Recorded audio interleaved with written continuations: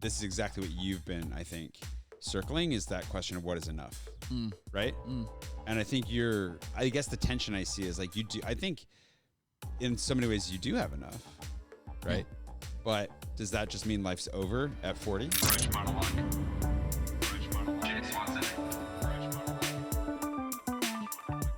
One of the statistics that consistently blows my mind is the ratio of people who watch or listen to the show versus how many of them are actually subscribed to it. There are so many people listening right now that may even think that they are subscribed and are unaware that the algorithm is just kind of randomly feeding it to them because they've showed interest in it before.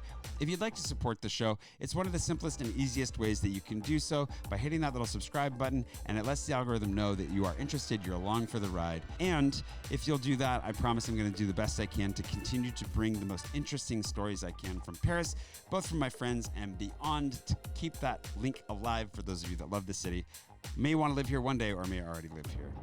Thanks for watching.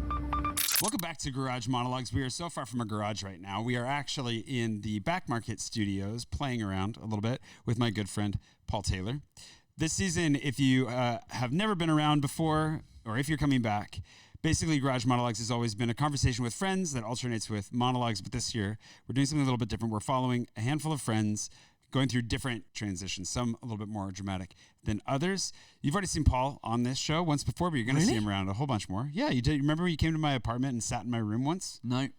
I mean, I've done that a couple of times. Yeah. But I don't remember ever recording a podcast. We will link to that below. Okay. Yeah, it's actually one of the. Back to it it's then. definitely one of the most. I think it's got like 2,500 or 3,000 views on YouTube or something, which is not bad for a podcast back in the day. Yeah. It's more than my podcasts get. Well, we're going to try and triple up on Paul this season by following him with his and his delightful runner's legs, which you're going to see on camera if you're watching regularly. Paul is in a really interesting time in his life, I think, and is expressing that midlife crisis in the purest of ways, which is by running marathons. So we're going to dive in that today. Of course, if you want to follow along with Paul's adventure, our buddy Tamer, who's learning French specifically just to do a French stand-up show, or our friend Jane, who is running a femtech AI startup out of the most famous incubator in France. I think there are just a lot of really fun stories to follow along with this season, but let's dive in a little bit to Paul's. Hi, Paul. Welcome back to the show. Bonjour. Even though you don't remember being on the show before. Thanks for my very first invite to the show. You're so welcome. The thing is, you don't remember because of this. No, because I thought it was like it used to be a Patreon only thing, right? Wasn't it? So it used to be that we would release it 6 months early for patrons. Okay. And then we've decided to drop that right now. We will have some fun special patron perks. Is this on your YouTube channel or a different YouTube channel? YouTube channel. Different YouTube channel, different socials that we just started, different everything. So that was a very organic plug to go follow all of those. Yeah, do it. If you haven't already followed Paul, do that too. I guess the first thing I want to ask is, like, what are you trying to accomplish this year? This your 40th year on the planet. You've set a pretty big goal for yourself. I joke around saying like this. Oh, I'm 40, midlife crisis, blah blah blah. There's no midlife crisis going on. Like, there's nothing. I've got no issues. You were having that 3 years ago. You're past more it now, than 3 years ago. How old? When did we meet? In 2020. So it's like 6 years ago. Yeah. You were going through your midlife crisis for the first 5 years of our friendship, I think, basically.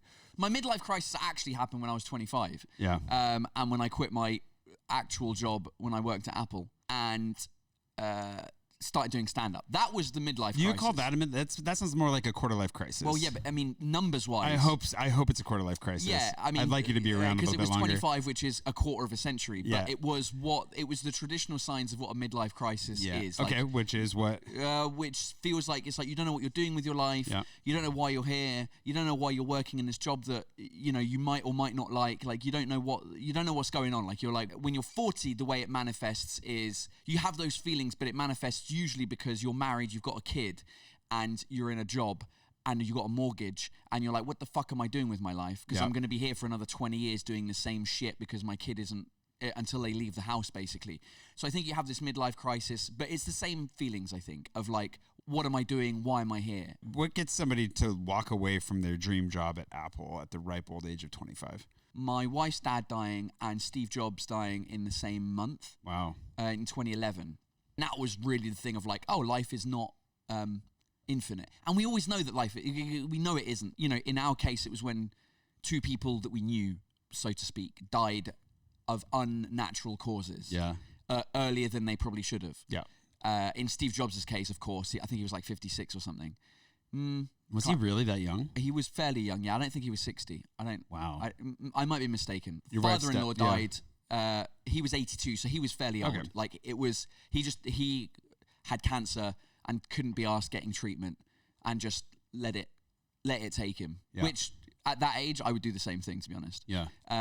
So anyway, that was the thing where you go, all right, like, how old am I now? I'm 25. Okay, because obviously when Steve passed away, it was a massive thing within the company. Huge. Yeah. It was like, I mean, it was a cultural event. Yeah. yeah, it was more than just like a random company CEO. Like people would, it was. I likened it to when the Queen died in the UK, where a lot of people didn't know who she was. Yeah.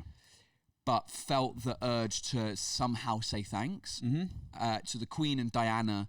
It was like flowers in front of Buckingham Palace and whatever, and every Apple store around the world became like a shrine where people put up thank you post-its, wrote letters about how the technology had changed their lives, flowers. So it was a massive like world event, and when I was reading his biography, because it got released earlier than it was supposed to. It got released maybe like a couple of weeks after he died, I think. Yeah. Walter Isaacson's biography. Yeah, I read that. Yeah. I was like, oh, when he was my age, he created the company that I'm now working for at the same age. I don't know. It was one of those midlife crises where you're like, oh, I think there's maybe more to life. Absolutely. Yeah. But how does this lead you to comedy then? Well, I'd always sort of enjoyed it. I would always enjoyed watching it. And I had always thought, I don't know, maybe one day or whatever. And I'd actually done a couple of open mic nights in London before I moved to Paris in 2009. So I did about maybe like 7 or 8 open mic nights back then. This was when I was at university. I'd already met my wife at the time, and I was working at Apple already as in the stores, finishing my degree. And I remember the thing that happened there was a comedy night at university, which was like at the pub. Yep. And the like 2 or 3 of the comedians were not very funny. Mm-hmm. They weren't funny in the sense like their comedy didn't appeal to us. So no one was. They kind of felt like they were funny somewhere else. But they kind of died on their ass in front of us. And then the last guy was really good. I don't know. I guess it was like, well, that's weird. How are they getting paid to do this and they're not that funny? Like I feel like, and amongst me and our friends, like we all have a laugh. Like how difficult can it be? Yeah. So that's when I started like googling how do you become a comedian. Okay, open mic night. So I tried a couple before I moved to Paris. Yeah. And then work took over, life took over, and I didn't do anything for like 3 years. So I think the grain had been planted, or the seed had been planted, when I did those open mic nights of being like, oh, this is fun. This could be, I could maybe make this a thing if I worked on it for a decade. So I think that thought came back probably when I was 25 and thought, oh, maybe there's a thing I can do here. But then, it took another year because my wife's dad passing, and it was at the end of 2012 when I messaged my friend, who's now my friend Sebastian Marks, who's an American comedian who you know, because he was the only one who had an English comedy night back then. And I was like, hey, you know, I'm an I work for Apple, but I did a couple of open mic nights. You're always trying to sell yourself when you're trying to get booked by a comedy gig, being like, oh, look, here, like I did the Comedy Store in London, which I did, but it was like an open mic night there. Fair enough, but you're bigging it up. You're like, I did the Comedy Store, for them to be like, oh, okay, well, we'll get you on the show. So then he gave me my first 5 minutes. I think it was on January the 6th. 2013. Oh my gosh, I remember the date. Yeah, because I did a 10-year thing in 2023 where I had him and a bunch of people roast me. I think you were at that one. No, I missed that. That's the one I missed. Yeah. And so that was fun. And so that was 13 years ago. What did you used to do at Apple, and how did that set you up for a career in comedy? I started in the stores. So I was what they call a specialist, which is a fancy way of saying salesperson. Yeah. So it's somebody who's in the store who helps you buy the products. We're not paid commission. We would often downsell because we'd often get like old people come into the store being like, oh, can I get like the Mac Pro? You know, because someone in their life had told them they needed the Mac Pro. It's like, what are you doing? It's like internet. It's like, cool. Why don't you get the Mac Mini? Because that's all you need. Yeah. And so, it was helping people buy stuff. Then that was it for a couple of years. And then I became what was called a creative. There used to be a membership that you could buy to the Apple Store where you would come in for a weekly lesson on how to use your stuff. So we would be the teachers. Yeah. So we would teach the customers how to. I've seen those guys even today. Yeah, they have them in the big. Now the Champs-Élysées, they've always got a guy there teaching something. Yeah, and now that it's a big screen. This was like 1-to-1.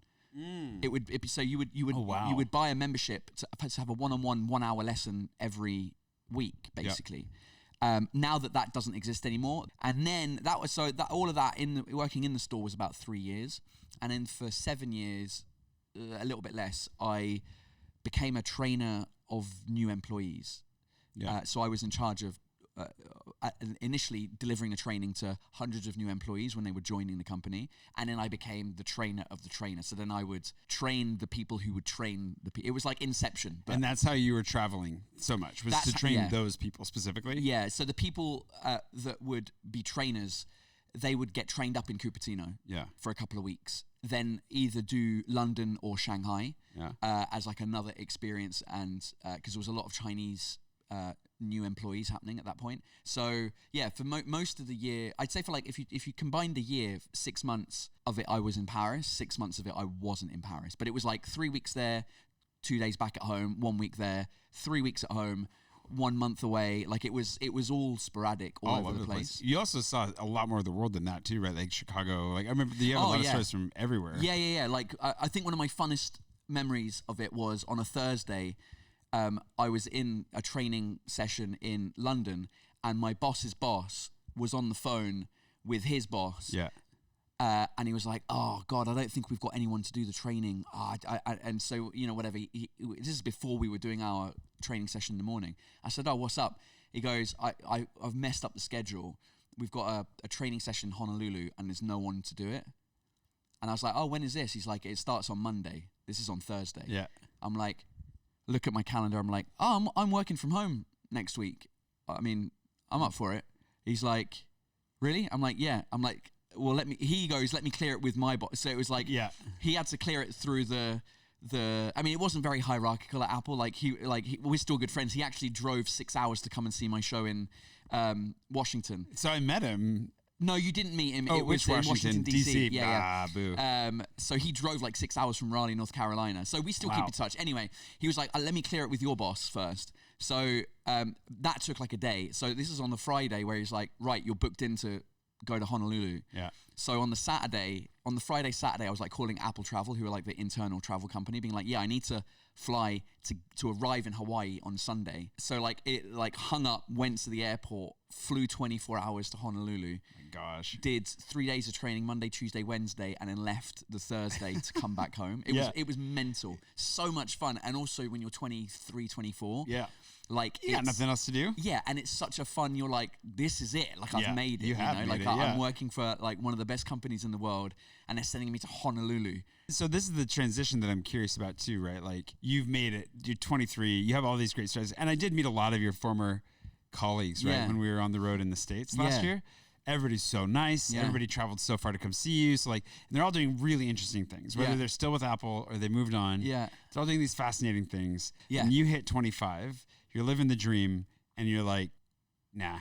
Yeah. And you still love Apple to this day. Yeah. Like you're such a fanboy. So like, I still say we when I talk about the company. Yeah, like if I'm talking to other Apple employees who are my friends still, I'll be like, "I can't believe I'm like, I catch myself." It's one of the things that my wife regrets of my previous life is like, your current colleagues are a bunch of pricks. Your old Apple colleagues were amazing, all of them. Like one who did the same job as me but based in Hong Kong, he just came to Paris for like a couple of weeks ago. We went down to Monaco together to the Grand Prix. Yeah. Because I got invited to go watch the Grand Prix from the hotel that's on like the famous hairpin. And I've kept in touch with quite a lot of people that I worked with, just because they're really nice humans. And I think it was just Apple were very good at recruiting people who weren't necessarily tech savvy, but they were people savvy. Mm-hmm. And it's like, we can teach you how to repair a MacBook Pro if that's the job that you end up doing, but we can't teach you to be a nice human. Yeah. So I guess it depends, so they would pick nice humans. Depends on where you're going to end up. Yeah. But then how does this lead you to want to leave all that part of it? Yeah. If you're an engineer, if you're in engineering, they probably don't give a fuck about what your customer, whether you're a nice person or not. Today's coffee is brought to you by 2 Doors Coffee. This is a cold brew from a local spot here in the 18th, which we are in the 18th today at Back Market Studios. And 2 Doors is a coffee shop that I've loved for a very long time. Their team has changed pretty dramatically, but they still make good coffee and good cookies, which we will get to in a minute. Yeah, whenever you're feeling it tastes snackish. good, but I wouldn't. I haven't even tried it yet. I don't know what the difference between just cold brew And coffee is and so normal coffee that's just gone cold. it's how it's made. So cold brew is in the name. They brew it cold. It's never hot water. So it takes a lot longer. So the extraction is something you put a lot of coffee in. You sit it in a fridge for 24 hours. There are a whole bunch of different systems of doing it. And then you filter it out. It leaves you with a concentrate. So you have that concentrate. How is the coffee being extracted? Is it like a drip thing? No, not it. Just sits. It's like a French press kind of a situation. It can be a drip thing, but you just let it sit. You let it stew in the coffee in the water for 24 hours, and then you cut that with water. So you'll pour in, basically making a little cocktail. You pour in like half cold brew, half cold water with ice, depending on how strong, how thick you want it, and that's what makes cold brew. So it is a very different drink. It often is much stronger because of that concentrate. Stronger in caffeine, or stronger and in taste? Flavor as well. Because I feel like that's pretty mild. Yeah, but they probably did a really good job of balancing it out, so it's not too strong. And a lot of people are trying now to keep it from being too. It sounds way more fancy than the Paul Taylor method of cold brew. I kind of at home tasted for the first time iced coffee yesterday. For the first time? Yeah, because we had some friends come over for brunch, and it was like 35 degrees, and stupidly I was like, oh, we'll get the barbecue out. So it was about 70 degrees Celsius. And so after many jugs of Pimm's, do you know Pimm's? I do know Pimm's. Mate. Isn't it one of those homemade drinks that changes every time you make it a little bit? It's like a sangria, but the English version of that. It's done with like fruit. It's the same proportions as gin and tonics. You do one Pimm's for three, not tonics, lemonade, as in like 7-Up lemonade. So yeah, I use my coffee machine to make like coffee on ice, like Spanish style. Brew a hot espresso. And pour it over an ice cube. And pour it over an ice cube. And just let it worked dilute. So well. It worked so well. You were so happy. I mean, if that was your first experience with iced coffee and you liked it, that's all that matters. Would you like a cookie in the interim? What have we got? We've got 3 different choices. I actually don't know what they are. That looks like 2 matcha. There's white a matcha chocolate white chocolate. What do we have here? Molly behind the. It looks like delicious. So through triple chocolate or peanut butter or matcha. Which one are you going to take? Matcha. Ooh, he's going for the matcha. I'm going to go for the whatever this one is, and then Molly, you can have this one. A lot of people probably don't know your history with comedy. At what point do you decide like this is good enough? Like, how do you quit your job? I was doing it for 2.5 years, and I realized that in English anyway, when I was doing it in France or anywhere, like because anywhere I'd get sent for Apple, I'd be like, let's see if there's an open mic night. Yeah. So like I did an open mic night in the suburbs of Manchester, New Hampshire. Sorry, not New Hampshire, New England. Manchester. Is it New England? Where? New England's not a state; it's a region. It's a region. Yeah. But I think my joke was like I'm from Old Manchester in Old England, and fucking obviously the Americans love they'd never seen an English person in the flesh in like this small town outside of Manchester, which is already a small town. I did an open mic night in Hong Kong at a place called the Shanghai, the Kung Fu Comedy Club. Yep, it was cool, and so it was going well, kind of everywhere. And I thought, oh, okay, there's something potentially here, but I'm not in Paris enough on a full-time enough basis to be able to do like, oh, I'm going to do a show and put on a 1-hour show. Because back then, that was the only way you could earn money. It kind of still is. Through the 1-hour shows? Yeah. Especially in the hat at an open mic's not enough. Yeah, it's like, oh, pay what you want on the way out, and we would maybe make like 20 euros if we were lucky, like a gig. Yeah, just get a few pints out of it. So I was like, I need to be in Paris more often. To build that base up and to like really establish yourself? Yeah. Because you felt like if you're going to do it full-time, you have to be able to do it full-time in Paris. Well, in where I live, yeah. Well, my initial thought was the reason I wasn't doing more comedy was because I was in a relationship. Yeah. Because when I got back from 3 weeks in Cupertino, I wanted to get on stage, but I couldn't because I was in a relationship with my then girlfriend. And so we broke up. I was like, I need to be on my own. Really? Yeah, we broke up for like 2 weeks. So I've heard. I remember that. Okay. I was like, I need to be single to do this job. I have to go out on my own, to do this baby. job, to do the job that I want to do. I have to make it out on the frontier, and I don't want you worrying about me if I die to the wolves. Yeah. And then I was due to go like out to Cupertino for another 3 weeks. Yeah. And it was, I had to figure out, like, I had to make my mind up because it was like, if we're done, then I need to get my shit out of the place before I go to Cupertino. But I was in my mum's in the UK. It was a whole situation. And then eventually, I kind of came to the mature realization that it wasn't her that was the problem, it was my job. So I apologized profusely. Yeah. Went home with my tail between my legs, packed my shit, flew to California for 3 weeks, and came back and gave my notice when I got back from Cupertino that time. This is in May, the 15th of May 2015 is when I gave my notice. The rest was history. Yeah, and so that was the thing where I was like, all right, I need to go balls to the wall. Yeah, well, that's the thing. Now you're all of a sudden on the hook. You're in Paris. You hitched your chariot to quite the rising star, right? Like, things worked out for you. I wouldn't say like super quickly, but they worked out for you super well. It was quick in the grand scheme of like real comedy countries, if that makes sense. The English scene wasn't great. Yeah. I was also doing French stuff all like side by side, but I was doing the French stuff wasn't working. What, do you know why? Because my French is too good. That is the opposite of what I think most people would have expected to hear, right? Yeah, like I'm actually it's a stupid reason, but I when you do comedy, you're often talking about the things that you're observing, and a lot of the things that I was observing was weird French stuff because I'm English, like the fact that their fucking books and DVD covers are the wrong way round. Yeah, right? Yeah. If you're in a normal country, you have like a. This is going to be a bad example. You need to grab a different one. No, it's all right. Oh yeah, it's a different. Yeah, it is. Hold on. That is a bad example. Right, here we go. So you pick up a book or a DVD or in this case a VHS, and you go, all right, that's cool. Now, when you look at the side of it, you're like, oh, okay, they've just decided to twist their heads in a different way when it's on its side. But then normally, if you want to like pile it up, you would pile something up with the front of the book or DVD case face or up. CD face up. Yeah. But then if you do it face up, it's the wrong way around. So now, if you want to be able to read the spine, you have to flip it upside down. So when you pull it out, then you have to rotate it a different way than you expect. Yeah, it's just the French being the French. French. So that was. These are the jokes you made, and I can see why they didn't really work out so well. Yeah, exactly. Because I didn't have a DVD on stage with me. So and they're like, "What are you talking about? It's done the right way. Get out of here, you weird English person." Like square pillows. What's the deal with that? Go back to driving on the left side of the road, you weirdo. Yeah, exactly. Yeah. Go back to not winning any World Cups for ages. You did a good job making that sport up. Now get back to losing it. Yeah. So in English, it's fine because I was getting on stage being like, "Yeah, I'm English, and here's some weird stuff that I found about France." And when I would go on stage in French, with my perfect French accent, which I acquired when I was a kid. And I'm like, ouais, salut, en fait, je suis anglais, et du coup, y a des trucs qui se passent en France que je comprends pas, c'est incroyable quand même.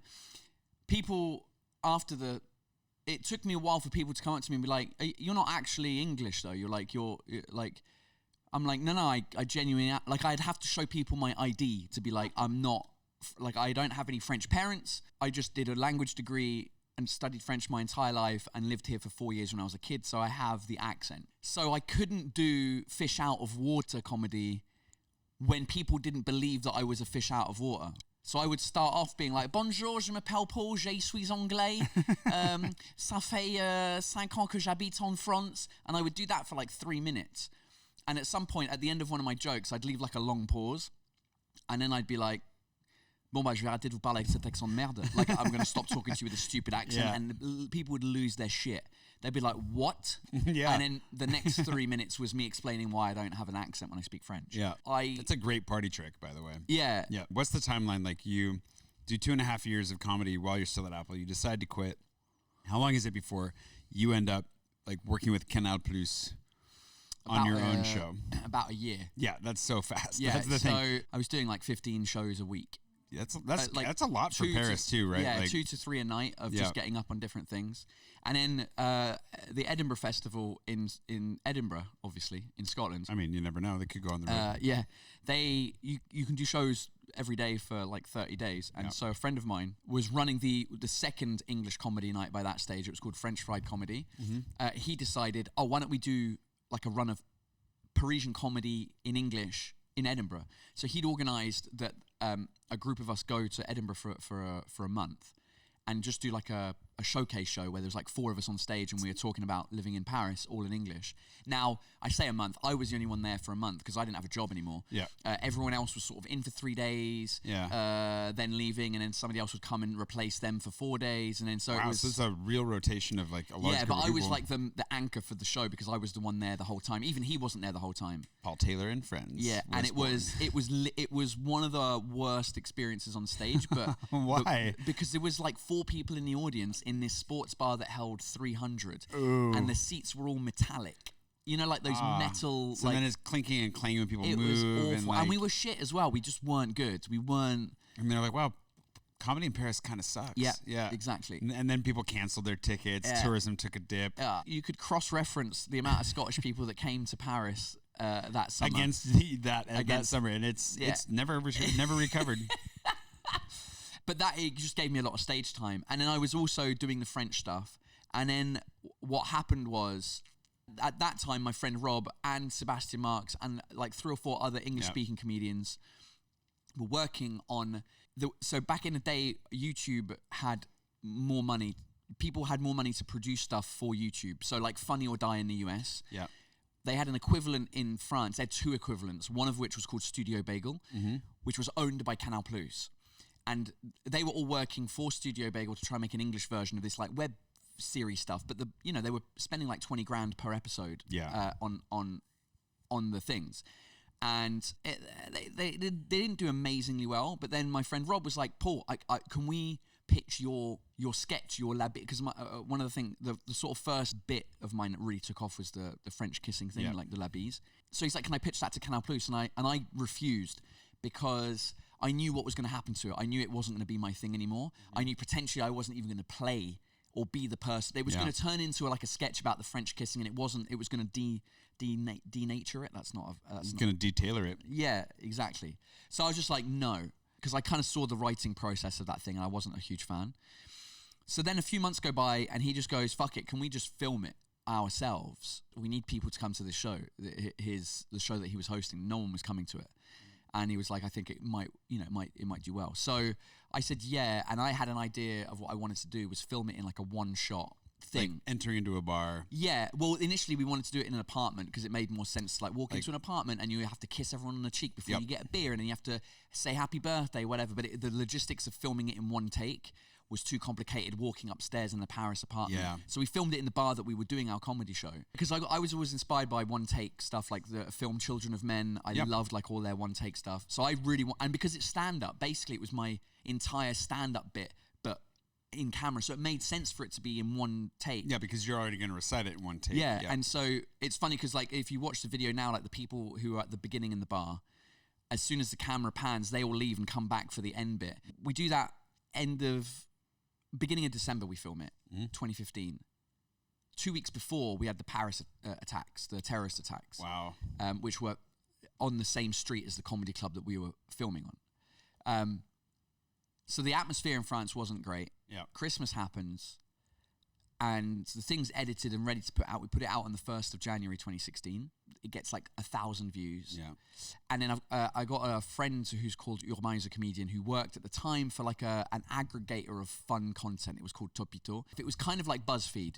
Okay. He was like, can I share this video on our platform? I'm like, yeah, sure, go for it. So he shared it. The next day, it had like 1 million views. That's insane. Just from that's what did it. Yeah.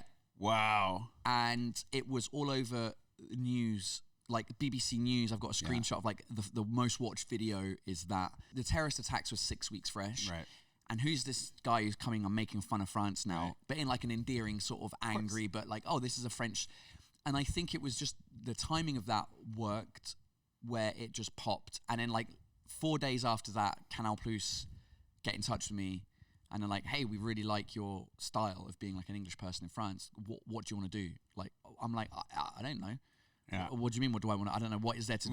What does that mean? Yeah. They're like, do you have any other things to talk about? I'm like, no, I hadn't planned. This wasn't a pilot for. It ended up being a pilot for what became a show called What the Fuck France. So they basically rebranded the English Studio Bagel page to What the Fuck France. We filmed another pilot, which was all in one take, and it didn't really work. And my friend Felix who directed all of them, was just like, it needs to be filmed outside in Paris. And we can do the one take by doing transitions where like I throw something to myself and I catch it in the next shot and all this kind of stuff.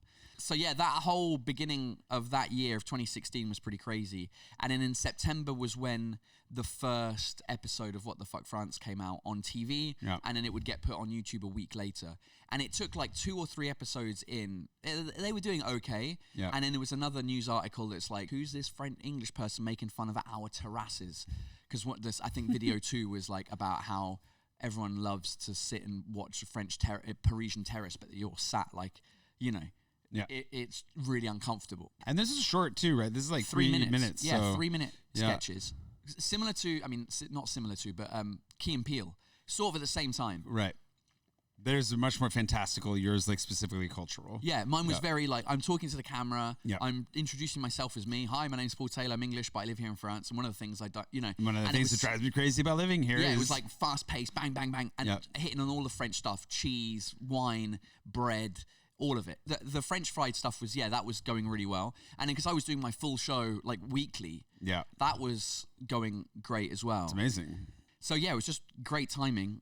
And then that's kind of been it, basically. I've been riding that wave since then. That was 10 years ago, which is mental. It is mental. But this is the thing, too. Like, you have sold out, like, the O2 Shepherd's Bush in London. You've done the Zenith here.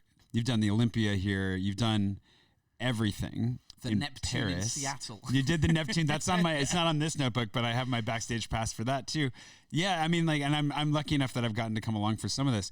I think that the question that I have, though, both as your friend and also maybe I think from the outside looking in, you're in this period now where your focus is very much on running, right? What is the goal that you set for yourself as you're turning 40 right now? Running the marathon majors, which there are now 8. When I had the idea of the challenge, there were 6 of them. Yeah. Since there have been 2 more that have been added, and there's probably going to be a third addition to the original 6. So what is the list of those? The list starts on my 40th birthday with Chicago on the 11th of October. 3 weeks later is New York. Yeah. Then there's like a 4-month break because the marathons are only really autumn or spring. So the winter there's no, and in the heat of summer there's not. You don't want to do it, yeah. So the next one after that is March next year, which is Tokyo. Okay. Then April is Boston, London. May is South Africa, that got added. August, which got added, was Sydney. Yeah. September is Berlin.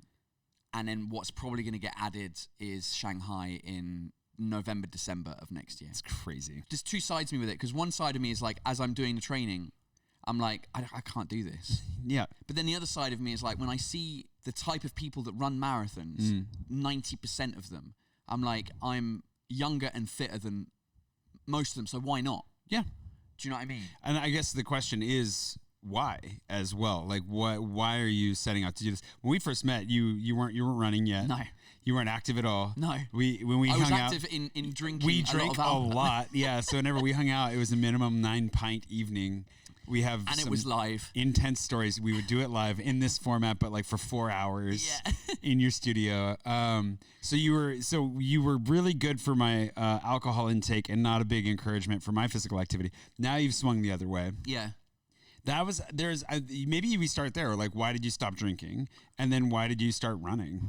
Well, I stopped drinking for a year, but I'm back on it. Yeah, you drink a lot less. Probably, yeah. Well, I think I drink less often, but more quantities less often. So I think it comes out at the same. Like, if it's a day that I'm drinking, you're going to drink. I'm going to drink. Fair enough. But then I might do 2 weeks with no drinks. Yeah. So I stopped.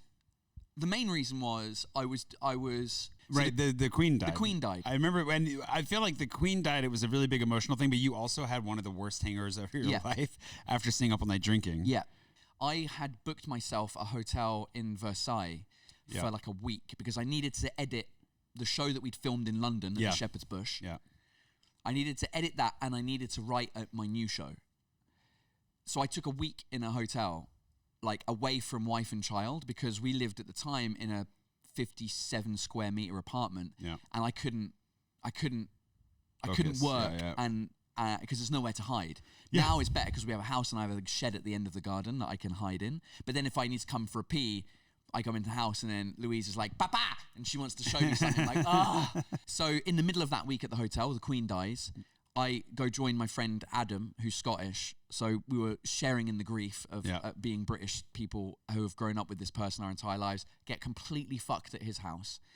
And then I go back to the hotel maybe at 5 a.m. The whole next day I'm vomiting, throwing up. Yep. I can't do any of the work that I plan to do. The next day, same situation. And so I'd wasted like 500 euros. Yep. In hotel, just to be hungover in Versailles. In Versailles. What better place to be hungover? I mean, really, that's how I feel every time I go out there without alcohol. I mean, I think in the history of Versailles, I was probably the least hungover person yeah, 100%. ever been in that city. And the cleanest. And the cleanest, yeah. So that was like, fuck it, I'm done drinking. This is on the 8th of September, I think. The week after that's my wife's birthday. I go, I'm not drinking for my wife's birthday. I'm not doing it. So I don't. Then 2 weeks after that, it's my birthday. I'm like, I can't drink for mine if I didn't drink for hers. So I just, I wasn't like I'm stopping forever. It was like, I need to stop for a month to see if I'm not alcoholic, because I feel like I'm relying on this too much. Yeah. Because it got to a point where I was drinking literally every day. Yeah, it was a little bit weird. And this is just post-COVID as well, right? So this is 2 years. COVID hits. Me and my wife are drinking every day. A bottle of wine. We all got into some habits, for sure. We put on some COVID weight. And I just never... I carried that on, and then when my show started up, I'd used it as a release. I'd go to my show, I'd do my show in Bordeaux, and then after that, I'd say, hey, audience, where's the Irish pub? I'll go and find you there for like the after party. Yeah. And I'd stay up till like 4 a.m. getting shit-faced with my audience. I'd started working on the next show, like my third bilingual show. And that became a part of the show of me. It was like, oh, I've stopped drinking. Here's why the Queen died. And I'd make some, you know, I'd tell stories about some of the hungover shit that I've done. Well, not hungover, but like being drunk and waking up. Some really good stories in that set too, actually, yeah. And so because it became a part of the show, I was like, well, I'm not going to start drinking now. Yeah. And then weirdly enough, on the anniversary 1 year or one day before, after we were in London at Shepherd's Bush again. Yeah. So I was like, I'll have a glass of champagne. Then the next week I'm in Ireland, I had a pint of Guinness. And then the next week I was in Scotland, I'll have a glass of whiskey. And it was really, what's the word? Gradual. Yeah. And then it obviously led to a blowout at some point. And I was like, I guess and by that stage I'd finished the tour of that show. I'm back, baby. And the running came because in January 2024... You basically started running right as I quit. Yeah. Oh, right as you quit running, yeah. It was the Olympic Committee. The people who organise the Olympics. They kind of talked you into doing way more than you wanted to do. Yeah, they were like, oh, for the first time ever, we're opening the marathon, the Olympic marathon, to non-athletes. Yeah. Just like a mass participation. I think anybody that can run a marathon can call themselves an athlete. Adam would love that because... He didn't run it. He walked it, but he did a marathon. Semantics. Anyway, they were like, oh, we're opening a marathon for the first, but we're also doing a 10K. I was like, cool, sign me up for the 10K. I'd never run 10K in my life before. And then a couple of weeks later, they're like, oh, here's the press release for this event, the marathon thing. And they had like this 52 slide presentation about the marathon. In there was one slide about the 10K. Yeah. And I kind of felt like a fucking loser for signing up for the 10K. Yeah. I'm like, I guess I feel like a fraud. So I asked, can I switch it to the marathon? They're like, are you sure? I'm like, well, if I'm going to run one marathon in my life, it might as well. Better, yeah. Yeah. So that was it. I signed up for it. But you didn't have to compete for this because you were signed on as a promotional guest. Yeah. They were like, you get a free bib. You don't have to do any of the challenges. You don't even have to prove you can run a marathon. No, Just tell us you're going to do it. Exactly. Yeah. Also sort of a disadvantage if you're willing to let yourself get peer pressured into a grueling feat of athleticism that killed the first guy that did it. You know, he was doing that in Greece and it was a long way. He had sandals. Yeah, we've got died of sore feet. We have super shoes now. Yeah, it's true. Gels. They sprayed them onto your feet before you ran. We've got nipple covers now to stop the chafing. Yeah, but he's probably running shirtless. He died of the nipple chafing. It was the nipple and thigh chafing. Between the two, raw. So that was it. That's how I started running. And then I thought of this challenge. Yeah, you thought it was going to be one and done, right? Like you were like, we're going to do this and that's going to be it. Yeah, well, and then the thing is when I get into something, I get into it really. So I was like, oh, how do you fucking do well in a marathon? And you type into YouTube and you find a creator who's making running videos, who's cool and is charismatic, and you start following that person. And like, oh, how do you eat during a marathon? I'm like, what do you mean eat? I didn't know you had to eat during a marathon. Yeah. You have to eat during a Yeah. marathon. It's Yeah. like every 6 kilometers, you got to take on carbohydrates because that's what you're using. And it's like the stuff, don't ever use the stuff that's on the course because your stomach might not agree with it and you might have to shit yourself. So practice before with these gels, and there's like 10 different types, and you can. And I was like, this is intense. Like, here are the types of shoes for long runs, short runs, quick runs, recovery runs. I'm like, what the fuck is going on? So I got really heavily into it. Yeah. And that's when I discovered the marathon majors. And I was like, oh, there's 6 of them. You get this cool medal at the end of it. And it's just some kid boyish shit. I'm like, I want the medal to prove to everyone that I did all of the marathons. Yeah. You know, and so I was like, oh, one day I'll do those 6. And I calculated that the Chicago Marathon is always like the second Sunday of October. Okay. And so I was looking through my calendar because I always like looking at my calendar like 4 years ahead at dates. And I was like, ooh, that is my 40th birthday. Why not? I like the round number. Yeah. Let me just if that's the Chicago Marathon, that will be the first one. And then I'll just have to do the other 5. It's literally on your birthday. Yeah. That's nuts. Okay. So I was like, I guess I'll just have to do the other 5 Sign from the universe. in the order from Chicago and finish it in September of the next year. Yeah. Because most people, if they want to do it in 1 year, they start calendar. So they start with Tokyo Right. and end with New York. Because New York's in November. You're going to be freaking everybody out. They're gonna be like, what do you mean you just started? Yeah, exactly. And so, that was it wasn't like, oh, I'm going through this. Like the running was a very gradual thing, and it was a fun thing. I was like, oh, my tour's finishing, blah blah blah. It's a good excuse to. It wasn't that I was fed up doing stand up. It was more I was fed up with the system and how the business of show works. Like, yes, show business is a toxic place to work when you realize how much money is disappearing into the woodwork and you never see it. Yep. And the problem is your fans pay a certain amount of money thinking that you'll, as a one-man band, you will get some of that. Yeah. More than like 10% of it, you know? Yeah. And then you start looking through the figures and you're like, why is this chart? What's that money? Where's that gone? How is this? Yeah. And you start realizing you get fucked by promoters, producers, agents, managers, all this kind of stuff. So I was like, I want to take a break from that stuff. Yep. I never doubted that you were like losing your love of comedy, but you were definitely losing your love of the road, of the shows. Like, I think there's the evolution of your relationship with your daughter, the time that you spend on the road, all the struggles you're having. And I know that the root of the struggles, the modern struggles, the root of it has been, like you're saying, like the infrastructure around comedy and the people you have to deal with and all the bullshit that comes with it. And especially when you leave some bullshit behind hoping you found something new, only to discover that that's also bullshit. Yeah. There's a lot of like disillusionment in there. Well, I think we have the tour that I've just finished was my 3rd world tour. Like, not like one country out of France. No, you went to New Zealand. This time I went to New Zealand. It was my first time. But in 2023, it was like I still did 20 different countries. Yeah. Before COVID, whatever it was, 2017, 2018, I still toured Australia, China, Canada. After the 3rd one, I'm just like, it sounds really like ego boosting, but I'm like, why is no one talking about this? Like, why am I still stuck in the same place as I have for 7 years, even though more and more people are coming to more and more of the shows? You know, like, there was like 700 people in Seattle. Yeah. Well, how does that happen? It was wild. Do you know what I mean? I'm just like, all right, but I'm like doing way cooler shit now than I was back then. Yeah. And I bump into people in the street and they're like, are you still doing comedy? What have you been doing? I loved What the Fuck France. What have you been doing since? I'm like, mate, I did 3 world tours since. It's like doing cool shit and then it not getting rewarded, so to speak. And the same thing a little bit, I think we've talked about it where, you know, you're doing vlogs for older than my daughter is. And you're like, there's this thing of like, fuck, what does it take to get the thing seen? Yeah, or talked about. I think that comes back to defining. And then when Paris in My Pocket happened, that's when you're like, finally, I'm getting some recognition. That's why I'm really a big fan of you taking this year to focus on running, because I think it's going to hit you while you're going to be like in Tokyo, hating your life, sweating it, like chafing. Yeah. And at like mile marker 13, you're going to be like, oh, you know what? I'd actually have a really fun time doing this. Well, I think it has already hit me in the sense of like I have given up trying.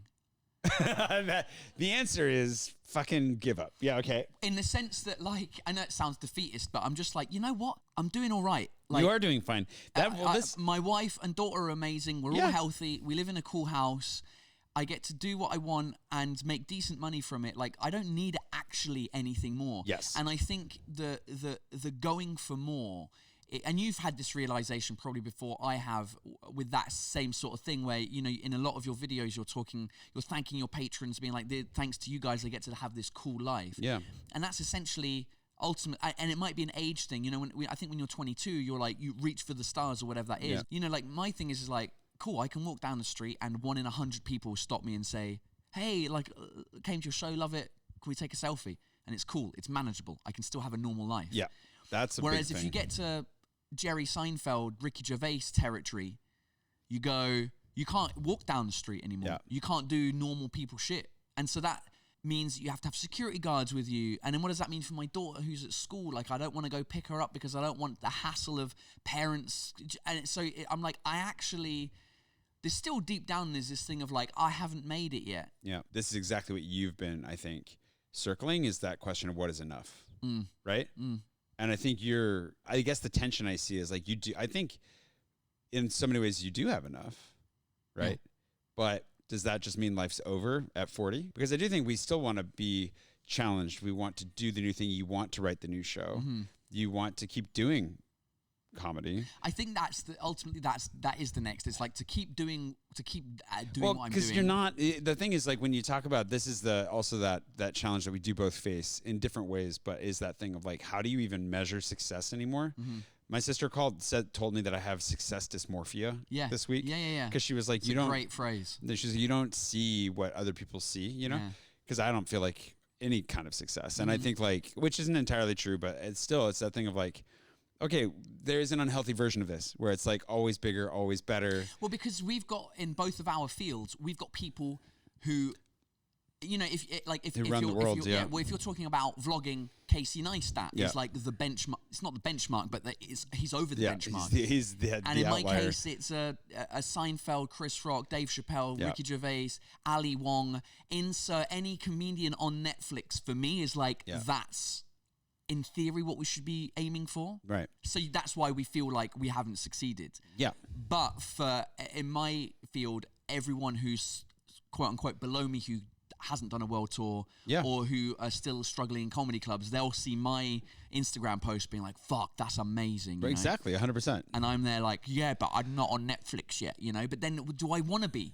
When you're doing stuff in public, the level of, I think the measure of success is what the public opinion is. Yeah, that's also part of it, right? You know, when you see an actor in a film and you're like, oh, I haven't seen him in a film for like 10 years. It's like, maybe that was out of choice. Yeah. You know, maybe it wasn't because no one was hiring him or her. Maybe it was because they had a kid and they were just like, fuck it, for the next 10 years, I want to be present with my kid.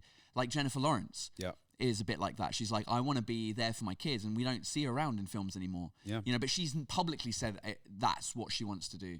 Whereas I think in general, you know, we're like, oh, that band, are they still a thing? Like, yeah, man, and they still sell out. I feel stadiums. Like that is a difference too, though, right? Because if you're a traditional like films for theater actor, you also want to minimize how available you are in other formats, because you want to maintain the exclusivity and like be like, if you want to see me, you have to go to the theater, right? And so that's part of the value you bring to things, is people miss you, want to see you. Yeah. Whereas if you're a comedian, if you could get on 5 panel shows, like, that'd be great. It'd be fun, right? It's not like you have to. It feels like if you're not in the cultural zeitgeist, then you have to be ever present. Yeah, and I think that's what's changed with like my stuff in Paris in My Pocket. One of the things that changed it was that I think what I do professionally, traditionally, is hyper niche, because I'm the niche, right? It's only people that are interested in me, my life, and following along that are going to be regular fans. So even if those numbers are in the low thousands, like, that's very powerful because people are really there for everything. But it means that it doesn't go very far. The average person is definitely not interested in, why is this guy sad in Paris? I don't get it, and I don't like it. And then they move on. And so what changed is a combination of something that's a little bit more broadly appealing, and also the volume, because the goal has been like, we need to be putting videos out every day, and we need to be getting in front of as many people as we can in that way, with information that is hopefully of a quality level that Parisians will use it, because they're going to be like, oh, I never heard about that restaurant. Let me go there.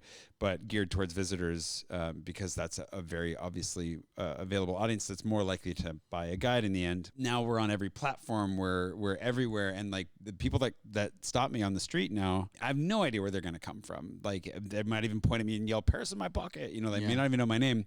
Whereas like 5 years ago, anybody that stopped me on the street like knew my whole life story. Yeah. How do you define what is enough? Because I also realized Molly challenged me on this recently. I have my own site. We all have our cycles. We all come back to saying certain things. And I was like, okay, but next year we're going to have this built. This is going to be running smoothly. And like, then I'll have time. And she's like, that's what you said when we started building this thing. And I was like, the reality is the building will never stop, because like I have things I want to build that will take me the rest of my life. And that's just the curse and the blessing that I have. I know exactly how I want to spend my time, my life, my money. And so, okay, how do I take a step back and enjoy it and not push myself consistently to burn out until the end? Like, okay, this is the path I'm on. How do I actually apportion this out in a way where I recognize, even as I'm always searching for more, it's not because I don't have enough. And that's something that I got to figure out personally. Yeah, well, I mean, that was a part of the reason why I decided to do an English show rather than a bilingual show, because it was like the same equivalent of what you were saying about the niche. Like, oh, it's going to be people who speak both languages who are going to enjoy it. And the glass ceiling for that, I feel like, was reached. Even though the glass ceiling was very high, it was like an arena in Paris, you know, and big rooms outside of Paris. But I was like, oh, maybe if I can make it more appealing by sticking to one language, and most of the comedy in the world is happening in English, even though obviously every country's got their own situation, but all of Netflix, all of that stuff is all happening in English. Why don't I do a show only in English and see what happens with that sort of thing? And then that's, I guess, with the dissolution of like, the people I was working with were like, oh, this could be amazing, this is what we could do, and then nothing came to fruition apart from me just doing the same tour that I did a couple of years back. And so it's like, all right, well, that didn't work for now because I didn't have the right... The strategy was a little bit off, right? Yeah. But you also didn't know that going in. And I think the thing is that you that education you got out of that tour was, in my mind, worth the tour, because unfortunately, didn't have anybody around you who could give it to you. Yeah. Right? So you came out of it way wiser for it. And like this is why I think like this is the year. It's kind of like when you go mow the lawn, wash the dishes, occupy your hands with something, go run 9 marathons this year.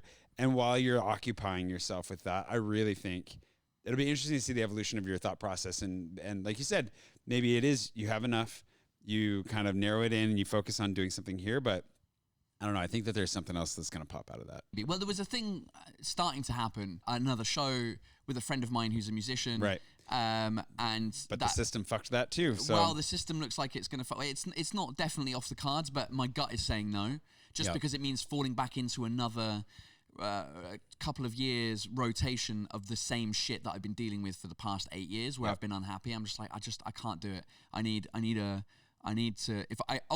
money. I still need to live. So I still need to do shows. Yeah.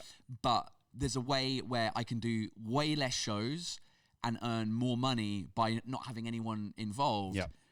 And yeah, of course it's a risk. That's what they want you to think as well. They go, oh, well, you know, it's a risk if you do it on your, you know, we take all the risk, which is why we take away more money. We take all the risk. You know, we take all the financial risk by forwarding all the money, fronting all the money to all the venues, blah, blah, blah. And you're like, yeah. And so they make you think that it's risky.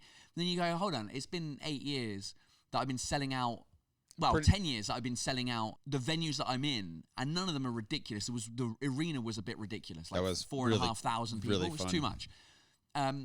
But it was cool. But then it's like, all right, if I'm doing 300 seaters, it's like there's no reason with just my social media presence, I can't just fill that out on my own, be a bit stress-free, and keep the engine running while I do the marathon stuff. Yeah, exactly. And then at the end of next year, end of 27, where it's like, all right, here's what's happening in 2028, 29, whatever.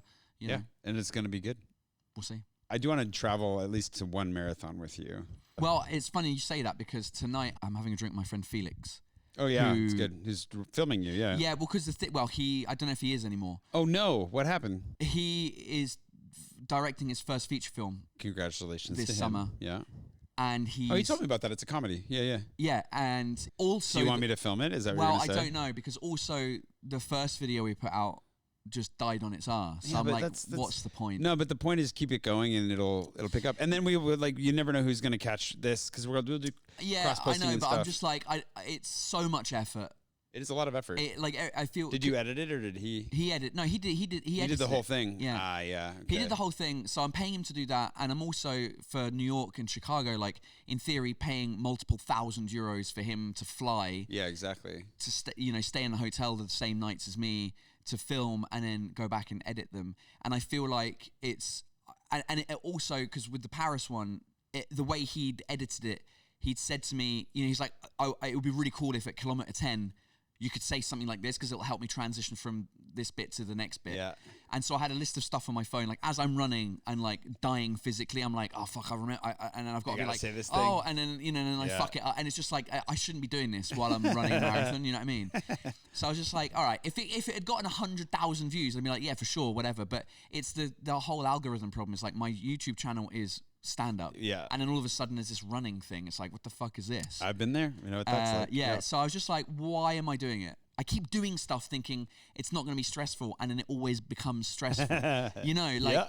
With the first proper world tour, like the 20-country one that Manu and Adam came on, Yeah. at the end of that, I was like, fuck, why didn't we get someone to film all of this and make like a of short course. documentary, like what? Because the only evidence I have of it is me on stage being like, hey, Yeah. Singapore is great, and that's cool, but there's no like in-between fun shit. So then when we did the Live Nation tour, it was like, oh, you're going to lose €40,000 on this tour. I'm like, great. Well, I guess I'm touring on my own then. Yeah. I'm not even bringing a light and sound guy. Yeah. And which ended up being complete bollocks because we ended up making some money from it. Yeah. So I was like, so I've done 2 of these like world tours and there's nothing to show for it apart from a couple of stories which aren't even available anymore. Yeah. So I was just like, so with the running thing, I was like, I don't want to. But then, if no one gives a shit anyway, it's like. But right, this thing, you'll care in the end. Anyways, thanks, Paul, for coming. I'm really excited to see where this takes you, and yeah. I'm Well, glad we'll that you're not see. injuring yourself When anymore. are we doing this again? Next month, I guess. Oh, well, nothing will have changed between now and That's next true, month. but there are going to be some big jumps back and forth. It's true. The next milestone for me is the Chicago Marathon, which is In October. yeah, so I have 3 weeks between both marathons. Yeah. When I did the Paris Marathon, I checked in with myself 3 weeks after. I'm like, there's no way I can run another marathon right now. So I've added some more stuff into my training to strengthen my legs. Yep, it's good. And the thing is like, if I can't do New York after like 3 weeks after Chicago, Yeah. then the whole thing is off base. Not the whole thing is off. I'll probably still end up doing all bunch of 9 of them, but I'll do them over the period of 6. There's no time limit, so I could do course. them over the period of like 10 years or whatever. Yeah. But I might just like cut the whole thing short of being like, oh, in 1 year I'm going to do this. What we'll do is we'll check in on the progress you're making up to that point. This has been fun also because it's the first time you and I've sat down with microphones in probably a year like this. No, because we did your book launch, Oh, that's true. You came and did and my now book we're going to launch. digress again. But we've had a really good time catching up. And we're just trying to end this episode. Thank you so much for watching. Make sure you follow Paul PT Comedy on Instagram. You can obviously follow Garage Monologues wherever you want to. We're going to be checking in with him as he trains, as we go. And it's going to be a story that's going to last us well over a year at this point, which is great because the more excuses I have to hang out with Paul, the better. Yeah, December 2027 is when this will be ending. Here we go. I'll Or- see you in December. 2037 when I go, I can't run more than 1 marathon a year. I'm going to enjoy finding out how this goes just as much as anybody. So, yeah. Make sure to follow along. right. And we'll see you for more rambles next time. Thanks for the coffee and the cookies. Absolutely. And thanks to Two Doors for making them and not knowing we were going to use them this way.